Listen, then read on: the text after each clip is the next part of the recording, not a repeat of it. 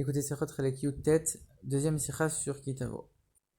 Alors comme on a déjà expliqué il y a quelques semaines, quand la Torah elle parle de choses négatives, en vérité, c'est parce qu'à l'intérieur se trouvent les plus grandes bénédictions, les plus grands cadeaux que Dieu a envie de nous faire, sauf que comme ils sont tellement hauts que Dieu ne peut pas les faire passer par le sens simple, il les fait passer par un sens un peu contourné à travers les bénédictions.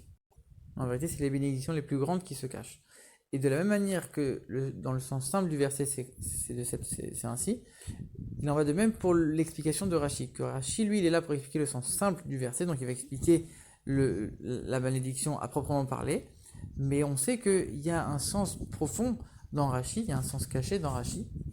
Et quand on lit Rashi avec une lecture un peu plus profonde, on voit que lui aussi, il est en train d'expliquer la grandeur des bénédictions qui sont cachées dans toute la paracha dans toute la partie des malédictions de notre paracha. Et ici, dans cette sikha, le rabbi va s'intéresser à la dernière malédiction, le dernier verset de malédiction. Alors le verset, il est le suivant.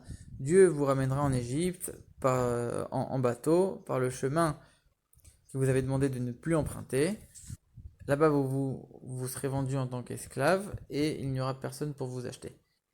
Alors, franchement, quand on voit l'ampleur des malédictions qui ont précédé, on se demande pourquoi celle-ci elle est placée en dernière. En dernière, on aurait dû mettre la malédiction la pire qui soit.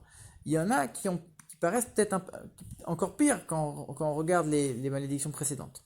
Alors pourquoi ici, c'est la dernière? En vérité, Rachid l'explique, il dit, ça veut dire quoi qu'ils vont retourner en bateau? Ça veut dire qu'ils vont être prisonniers. Ils vont retourner en Égypte en tant que captifs.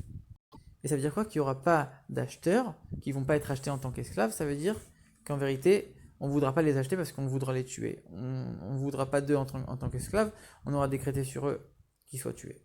De la même manière que Rachid explique que c'est la pire malédiction, en vérité, comme on a dit, dans le sens profond de Rachid, on va voir qu'en vérité, c'est la plus grande bénédiction.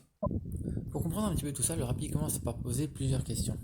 Pourquoi ici la Torah a besoin de préciser par le chemin que Dieu vous avait dit de ne plus emprunter?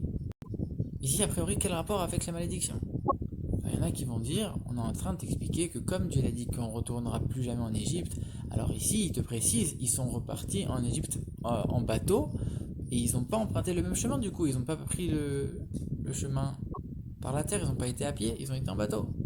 Le rabbi dit, ça ne marche pas selon le sens simple, ça ne répond pas à la relation entre la malédiction et l'ordre de Dieu de ne plus retourner en Égypte. Quel rapport entre les deux? Pareil, il y en a qui ont voulu dire, en vérité, c'est pour t'apprendre que quand quelqu'un il fait des fautes et que Dieu le punit, alors à cause de ça, Dieu il peut même annuler une promesse qu'il avait faite. Dieu il a promis aux Juifs de plus repasser, de plus retourner en Égypte par le chemin qu'ils avaient pris, mais à cause de leur faute, alors Dieu va les punir, et ils vont quand même reprendre ce chemin-là. Pour dire que quand un Juif il faute, alors Dieu peut même annuler une promesse. Rabbi répond encore la même chose. En quoi c'est lié avec la malédiction?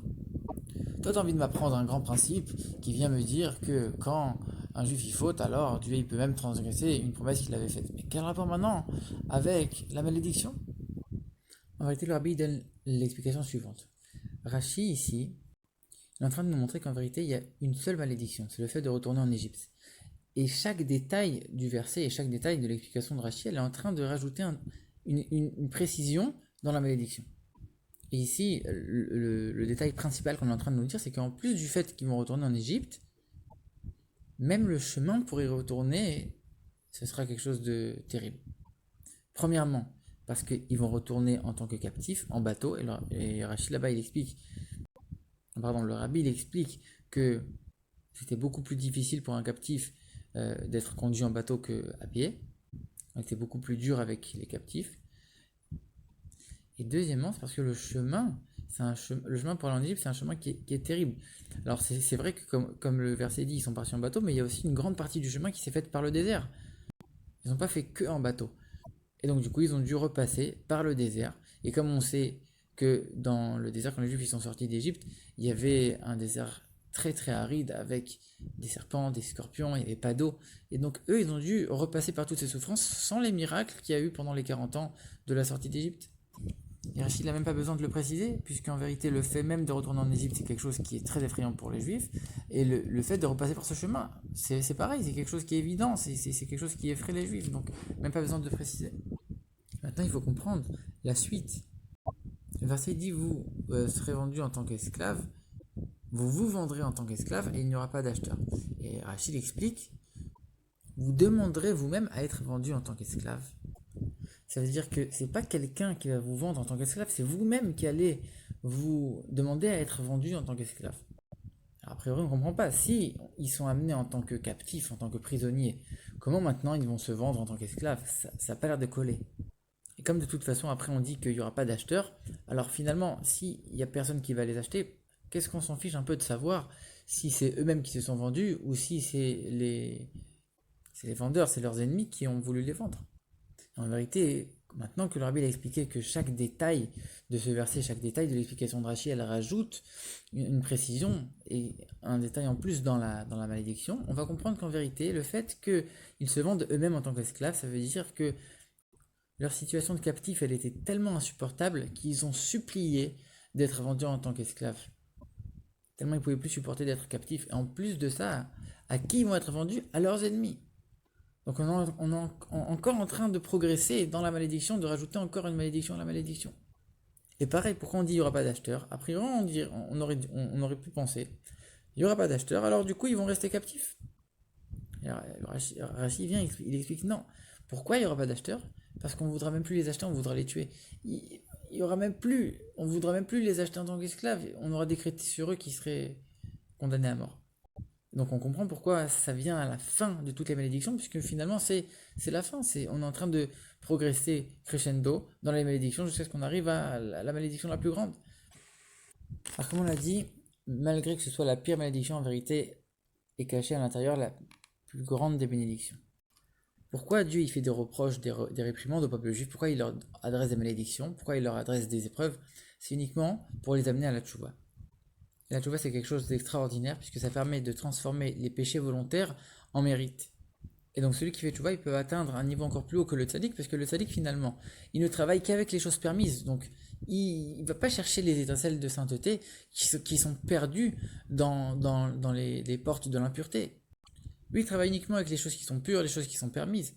Donc du coup, il peut pas, son champ d'action, il est limité, alors que le Baal Tchouva, avec les fautes qu'il a fait, il est en train d'élever les étincelles de sainteté qu'il a descendues dans les niveaux les plus bas et il les élève au niveau les plus hauts, parce que tout ce qui descend le plus bas, ça peut monter à un niveau encore plus haut, ça a une racine encore plus haute. Et donc le Baal Tchouva, par sa Tchouva, il peut provoquer des choses qui sont sans aucune commune mesure avec le travail du tzaddik. Et donc tout le but de Dieu, c'est uniquement d'amener le peuple juif à ce niveau extraordinaire qui est la tchouva. Et en vérité, c'est ça le sens de cette dernière malédiction qui en vérité résume tout. Hachem va te ramener en Égypte. Ve'eshifra. Le mot Ve'eshifra, ça veut dire il va te faire retourner. Retourner, en hébreu, c'est le retour. Tchouva, ça veut dire le retour. La traduction de tchouva, ça veut dire le retour. En vérité, Dieu il va te faire tchouva. Quand tu vas être là-bas, chez ton ennemi, c'est-à-dire que quand tu vas être dans les forces de l'impureté, que tu vas fauter, que tu vas être dans les forces du mal, alors là-bas, tu vas faire tchouva. Tu vas élever les étincelles de sainteté quand tu seras dans les choses les plus impures. Et grâce à ça, c'est à la fin du verset qui dit il n'y aura pas d'acheteur quand tu vas te vendre en tant qu'esclave. Ve'en kone.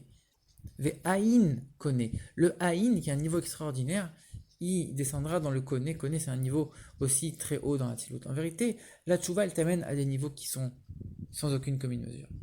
Maintenant, jusqu'ici, on est en train de parler d'élever les étincelles de sainteté, mais Rashi, il pense que ça suffit pas, en vérité, dans la profondeur de son explication. Ça suffit pas d'élever les étincelles de sainteté, il faut élever les juifs. C'est les juifs qui sont une partie de Dieu, et c'est eux qu'il faut élever. Ça, on le voit dans le passage qui dit vous vendrez vous-même en tant qu'esclave à votre ennemi. Pourquoi? Rashi dit c'est vous qui allez demander, qui allez supplier d'être vendu en tant qu'esclave. En vérité, quelqu'un qui fait tchouva, il enlève tout son attrait du monde et il demande à être l'esclave de Dieu, à être le serviteur de Dieu. Un tzaddik, lui, c'est normal, chez lui c'est naturel, c'est sa nature innée. C'est Dieu qui lui a donné une nature à vouloir faire le bien. Il est enclin à faire le bien. Mais le Baal Tchouva, c'est pas sa volonté. Et il va se travailler et il va faire tout pour vouloir être le serviteur de Dieu. C'est pas quelque chose qui est un cadeau du ciel, c'est quelque chose qui vient de son propre effort. C'est ça le vrai service de Dieu. Rachid termine en disant Vn connaît quoi, il n'y aura pas d'acheteur. On va décréter sur vous que vous allez être condamné à mort. Ereg vekilayon, la mort et la destruction. C'est-à-dire quoi la mort? C'est-à-dire que vous allez tuer tous vos attraits pour le monde. Vous allez tuer toutes vos tentations, toutes vos envies. Tellement vous allez complètement vous donné à 100% pour Dieu. Et Kilayon, c'est de la même racine que Kalut Nefesh. Vous allez complètement, votre âme elle va complètement aspirer à s'annuler complètement, à s'élever vers Dieu, à s'unir avec Dieu. C'est à tel point qu'on dit que même ces personnes-là, quand elles sont vivantes, elles sont tellement unies à Dieu, elles sont complètement séparées du monde que même en étant vivantes, elles sont unies à Dieu à un point où on peut considérer que leur corps il est mort et elles sont complètement à un niveau où elles peuvent voir la divinité.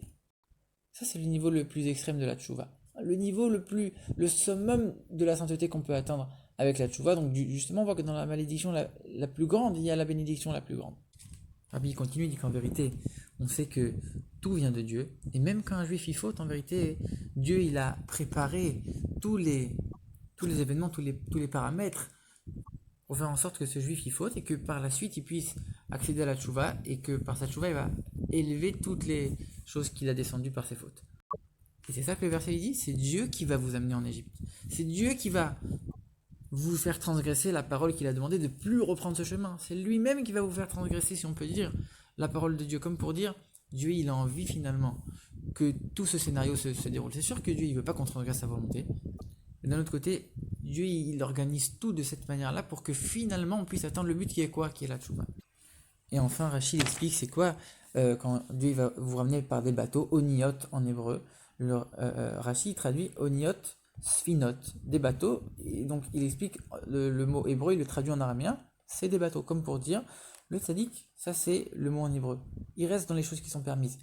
Le Baal Tshuva, il prend les choses qui sont l'araméen, qui sont les langues qui sont profanes, et il va les transformer en quelque chose de saint. Toute la descente qui a eu lieu à cause de ses fautes, il va complètement la transformer en élévation.